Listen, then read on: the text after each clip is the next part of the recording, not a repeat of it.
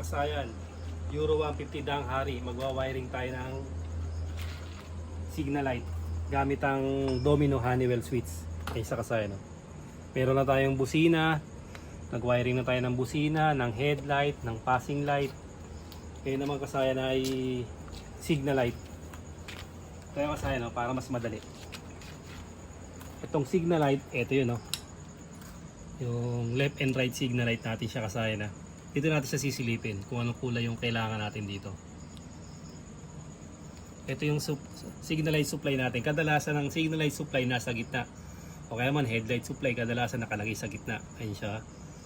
Ang kulay niya kasayan ay yellow white. Pero itong yellow white na to, nakakonekta siya rito sa red black.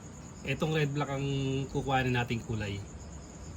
Tapos yung tagiliran niya, itong tagiliran niya kasayan, ito brown green tsaka brown white. Ito siya ba? Yung dalawa na to, signal light sa kaliwa at signal light sa kanan. Ito siya kasayan, tignan niya.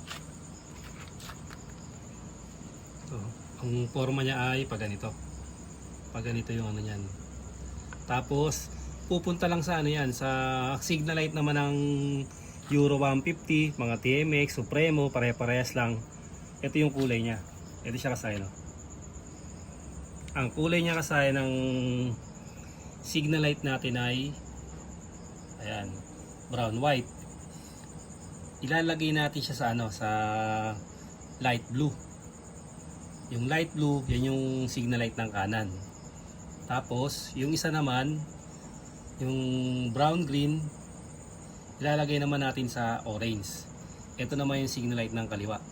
Tandaan nyo kasayan yung mga pagkakabitan nyo, Honda, Rusi, Motorstar, Motoposh, Skygo, pare-pares lang yung kulay niyan. Kaya ganito rin yung gagawin nyo. Ang model lang natin dito ay Euro 150. Ayan siya kasayan, ha. Kahit mga XRM, pag lalagyan nyo, ganito rin yung forma niya. Tapos kasayan yung supply niya, ito ngayon. Hindi ito ang titignan natin, ha, yung pinagkapitan niya. Ayan, yung pinagkapitan niya ay red black. Tutukan mo yung kulay, ha. Pag hinila niyo yung red black, ayan siya kasayan, no? Pansinin nyo. Ito siya. Red black. Ayan. Ito siya ngayon. Ito naman ilalagay natin sa supply ng signal light. Ang supply ng signal light ay gray. Ayan, kulay gray to. Diyan natin siya ilalagay. Pag nailagay na natin yung tatlo na yan, okay na kasi may signal light na tayo. Excuse. Yung tatlo lang kasi na ito kasi kuminsan iba yung kulay. Kaya hindi kagad natin mahanap. Excuse, kasi mga ano to eh. Imitation lang siya. Hindi kagaya yung mga original na Domino, yun pare-parehas yung kulay yun. Ayan, pagka ganito, imitation lang siya. Ito, pang siguraduhan. Pagbukas nyo rito, kaya kagad makikita nyo kagad yung kulay. Ingat lang kayo kasi yung hinang baka mahila nyo. Ingatan nyo lang siya na mahila. Kaya nakagad yung tatlong kulay. Hindi ito, ha, diretsuin nyo lang para makita nyo yung ano, yung red black. Tapos okay na kagad siya. So testing na natin. Yan siya kasayan, ha. Yung forma niya pala, ito, ganito yung forma niya kasayan, ha. Nag-signal tayo sa kaliwa, umilaw yung ano, umilaw yung kanan. Ganito lang gagawin, pagbabalik ta rin lang to.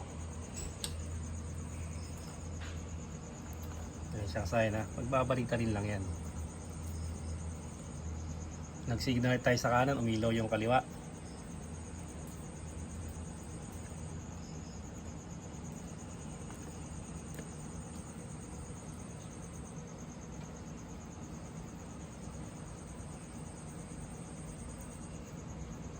Sasaya na ito. Ganito kasi yung forma ng ating ano.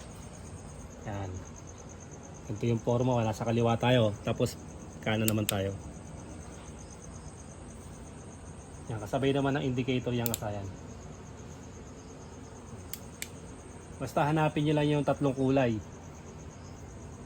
Brown green, brown white, at saka yung red black. Yan lang, ah. Brown green, brown white at saka yung red black. Tapos hanapin niyo naman yung stock wiring ng inyong motor. Ito siya, dito natin siya pinutol ha, sabay ano. Ito yung kanyang switch, ayan o. Pinutol natin. Syempre kukunin natin diyan yung ano, yung tatlong kulay. Ayan. At ito nga yun. Orange, signal light sa kaliwa. Light blue, signal light sa kanan. Yung gray, signal light supply. Ganun lang kasayan yung pag-wiring ng ano, ng signal light sa mga pantra na motor. Tandaan nyo kasayan, pwede ito sa TMX Supremo, TMX 125, TMX 155, sa Rusi, Euro, Motorstar, Skygo, pare-pares lang siya kasayan. Hanggang dito lang mga kasayan, salamat sa panonood.